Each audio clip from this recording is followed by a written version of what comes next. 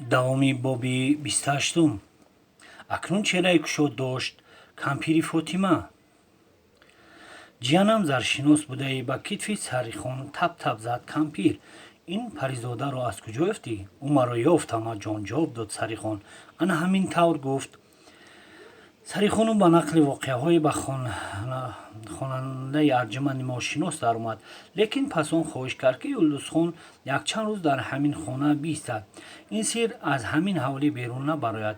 вале чунон ки кампир фотима ҳам Сарихонро таъкид карда буд, ки масъаларо ба падараш шоду равшан мефаҳмонад, зеро амааш рост мегӯяд, Наринбой ба ҳазор мушкилот тадбир ёфта метавонад ягон роҳе меёбад. аз боиси духтар бепарво бош ҷиян дили Сарихонро пур кард. амаи Фотимааш, ман ӯро ҳамроҳи духтаронам нигоҳ медонам. худат медонӣ ку сиёсати ман ончунон қавист, ки касе ба ҳавлиям бепурсиш даромадан наметавонад. Сарихон Юлдузхони маҷабинашро ба ихтиёри амааш гузошту худ маҳзуни ғамин аспашро кӯтал карда ба хонаашон омад. аспро берун аз шиқ бубаст ва ба меҳмонхона даромад. дар он ҷо муллои деҳа, Норимбой, Ёдгору Зубайр ва туғаи хидматгораш дар тараддуди хестан пасон хобида буданд. баробари салом дода ба меҳмонхона ворид шудани ҷавон паҳлавон саломашро алеҳ гирифтам. ҳа писарам, дар куҷо будӣ, ки акнун пайдо шудӣ? пурсид Норимбой. аз рафтори номардонаи Умарқул паҳлавона дилам андаке бад шуд, ота, ҷавоб дод Сарихон. буғз кардам. барои диламро таскин додан гули бодомро савор шуда, дашту пуштаҳоро якчарх зада баромадам. писарам, хуб кардию, лекин қоидаи одам, ки ба ҷои баромаданӣ шуд, хонаводаро аввал огоҳ месозад, то падару модар хавотир нашавад. пас он одам дар торикӣ танҳо намегардад. ягон ҷондорӣ аз пасаш баромадан метарсонадаш. баъд одам як умр ранҷур мегардад. магар хато гуфтам? барои тасдиқи суханаш ба сӯи Домулло нигарист Норимбой.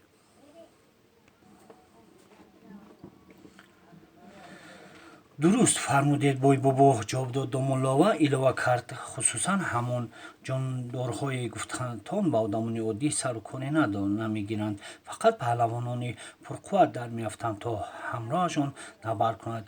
ёдгори додарам боз беҳтарин медонистагистам. барҳақ ҳамин хел аст. тақсирам. акнун инони суханро ба даст гирифт ёдгор. калонҳои мо ҳам ёдрас мешаванд, ки ғул ва дигар ҷондорҳои адириву ҷангаливу кӯҳӣ танҳо роҳи паҳлавонони номиву ҳозарбро поида менишинанд. мулло Шокири бобоям ниҳоят донишманди маъшҳур буд. ҳикоят мекард, ки дар Балҷон ба номи Ҳайдар паҳлавон ниҳоят як паҳлавони маъшҳуре гузашта буд. боре шабона ба воситаи дарёи Сурхоб ба деҳаи Калтачинор рафтагор шудааст. вақте аз дарё мегузарад, як сиёҳӣ бадвоҳимаеро мебинад, ки тарафаш омадан дорад. паҳлавон, ки дилаш аз худаш пур будааст, нотарсона рӯ ба рӯяш рафтан мегирад. байнашон ҳамагин чанд газ монда буд, ки сиёҳӣ ба забон омада мегӯяд: ҳа, паҳлавон, дар ин нимшаб бон дар ин дарҳо чӣ мекобӣ? туро мекобам, ҷавоб медиҳад Ҳайдар паҳлавон. маро? чӣ кор дорӣ ба ман? ҳамроҳат гӯштин гирифтаниам. одамизод, магар зӯрат ба ман мерасад? гули нодон, агар дилам аз худам пур набошад, чандин шабонарӯз дар кофтукоба мегардам. хайрат, ки худои таборак ва таолуллоҳ имшаб маро ба ту рӯбарӯ овард. акнун то ба ту харобу зарб накунам, ба ҷое намеравам. паҳлавон, ман имшаб ба ту муҳориба карда наметавонам. табам беҳад баланд аст, танам ранҷур, баҳона месозад ғул. не ғул, тамасхур мезанад паҳлавон. на таб дориву на ранҷурӣ. рӯи рост иқрор шав, ки аз ман тарсидӣ. рост мегӯӣ паҳлавон, маҳзунона мегӯяд ғул. дар ҳақиқат шердилии ту маро тарсонд ва таб гирифтам. вагарна бисёр паҳлавононро тарсонида зиёнашон расонидам, ки заифу нотавон шуданду аз паҳлавонӣ монданд. аммо ба ту қоилам.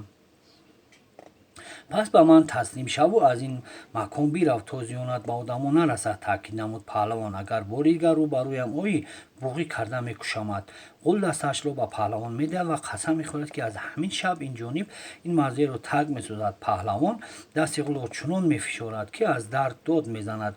برابر دستش را سر دادن پهلوان قول رو به گریز می همه در آن عقیده اند که آدمان در آن موضع دیگر به قول و نخوردند. خیر جوان ده اوتا می بخشید. حضور آور سریخان. این رفتار باری دیگر تکرار نمی شود. پگاهی دیگر بعد نهاری یادگار زبید از پی کار خود شدن نورینبای نیتی به کجای رفتن داشت. اوتا خجالتمندانه خطاب نمود. سریخان یک لحظه می ایستادید کارتان داشتم.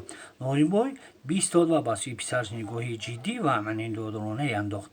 اوتا مرا ببخشید یک کاری بسیار نامقبولی کردم. با سریخان به سخن درآمد. سریخان کاری ناشدنی شد. چه خیلی که میگویند آبی ریخته را جمع کرده نمی شود.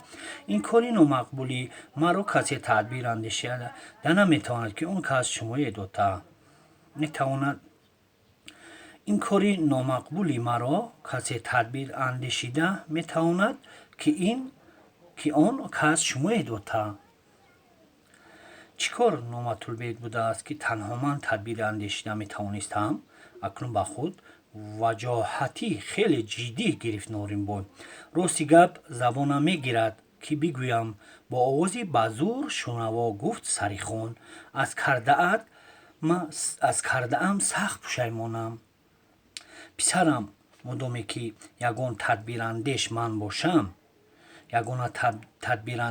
باشم پس سیرت رو بیا به با بیان کردن بگیر. طلب نمود نورینبای. آخر من به تو آدم بیگانه نیستم کو.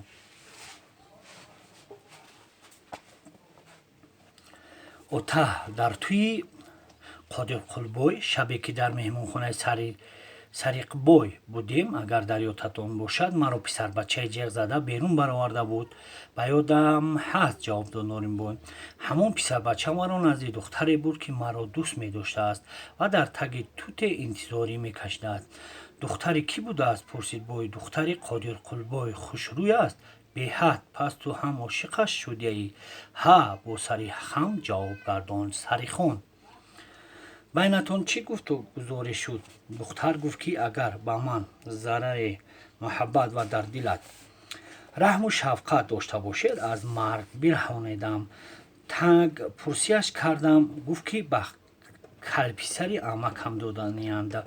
او را دلم نمیخواهد. 2 هفته بعدی توی میشود. تا به او رسیدن من خود را قربان میکنم. پرسیدم که همین رو به پدر و مادر فهمانده نمیتوانی؟ گفت که به مادرم فهمانده میتوانم اما به پدرم نه. او یک آدم پول پرستی قیصر است. علاج از مرگ رهانیدن دختر را در کدام راه دیدی؟ پرسید نورینبای. او خودش تکلیف کرد که روز یکشنبه شبانگه در تگ همون توت حاضر شوید. همراهتان فرار میکنم. بسیار اندیشیدم. به خود گفتم که یک دختری محلقه است. تو نجات میپرسد نخواد سر مردی نداشته باشی.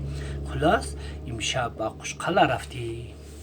ها اوتا آوردیش؟ ها در کجا پنهانش دادی؟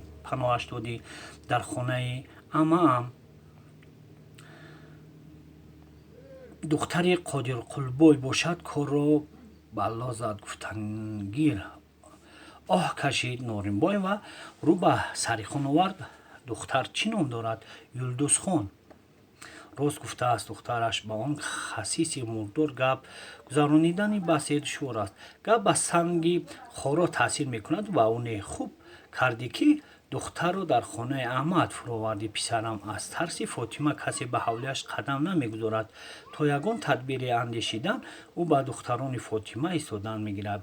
نورینبای به پهلوان فرمود که این سر را به کسی حتی به مادرش آشکار نکند و خود جامه و موزه پوشیده راهی خانه اپای فاطمه اش را پیش گرفت. فاطمه مثلی که آمدن دادرش را میدونست باشد در تگ ایوان می ایستاد و پیشوازی دادرش برآمد. بیا دادرم گویا از یگان واقعه خبر نداشته باشد. در دیر باز نمیبینم یگان کاری ضرورت برآمدن مگر شما زنها بلاید همه کارو میدونید خلو بنادانی میزنید. به با اندک تبسم گفت بوی خوب کردی که اومدی دخترم. اکنون سخنانش آهنگ دیگر داشتند. کمپیر فاطمه را چشم براحت بودم. اگر نمی اومدی خود به خانه می رفتم.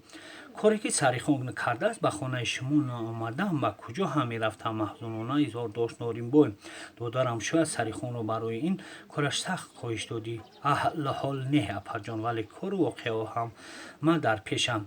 این قادر قلبوی مرخه گپی آدمی را نمی فهمد. بس یک رو سرخ سرسخت است. با همان قدر خصیصیش پول میدهد و جنجال و خرخشه میخرد. با نوآدم آدم سر و کار میگیریم و او نمیفهمد که کار از کار گذشته است. نمیفهمد که یگان نجات، یگان رهایی یافتن از بند شرمندگی این دعا و راضیگی پدر و مادر به همخانگی هم عاشقان است. اپا و دادر صحبت کنم به خانه در آمدم. آنها را در همین حالت میگذاریم و برمیگردیم به خانواده قادر قلبوی.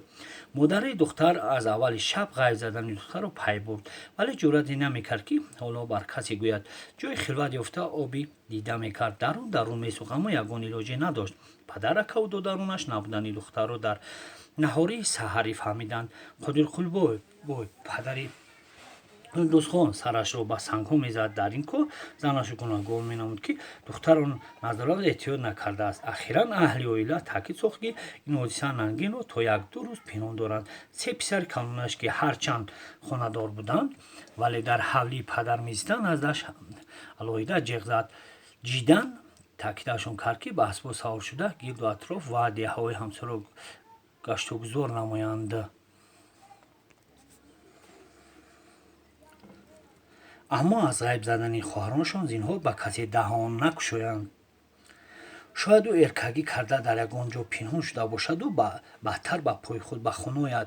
بدین منوال دو سه روز گذشت ولی از دخترخوان بی باک و نازنین درک و نشانی نبود. مادرش از غم و اندوه زیاد به خود مروار میپیچید. نهان از حق و همسایه ناله های جانگداز میکرد. همه اهل خانواده حزین و خجل بودند و این حادثه را از سفید پوشان کردن یلدوزخان، زیرا او از این کار سخت ناراضی بود، به پسری عمکش میدانستند، لیکن از پدرشان میترسیدند که حق گپ را بگویند.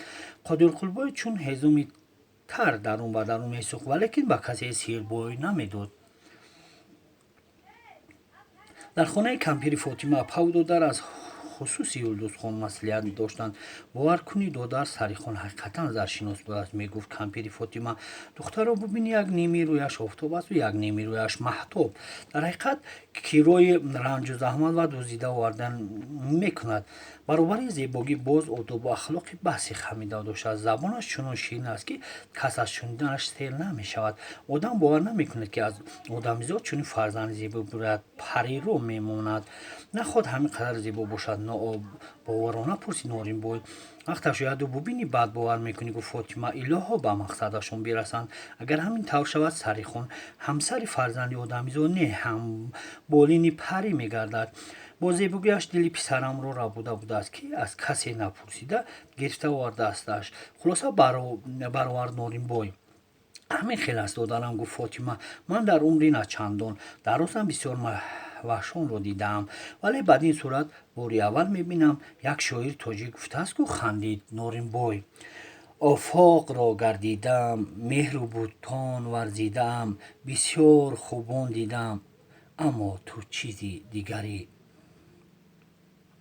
روز گفته از شاعر نیز بخندید کمپیر فاطمه. اکنون اپا جان کاری شدگی شد. گفت نورین بوی شد شما زن هم باشید از بسیار مردان خاصکی بالاتر و بازکاوترید.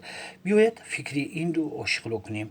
دادنم اکنون به خود جدیت تام گرفت. کمپیر فاطمه قادر قلبوی هرچند به خاصی و پستی و رذیلی نام برآورده باشد هم آدم است. تو مولا و باز یک دو نفری با آب رو گرفته خونهش میروی اصلی و قرار میگوی و باز میگوی که حالا که از این وسیع کسی وقت نیست بی آوازه و دروازه با روزگی هر دو جانب توی برپا میکنیم. یلدوزخان کلینی من میشود و سریخان پهلوان دامادی تو.